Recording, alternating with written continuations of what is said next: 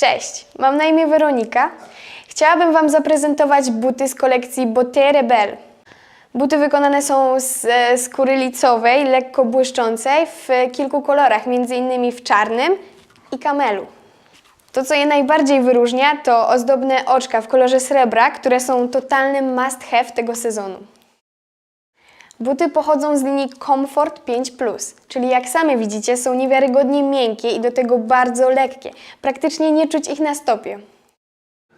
Jeżeli szukasz mega wygodnych i super trendy balerinek, musisz je mieć. Zapraszam!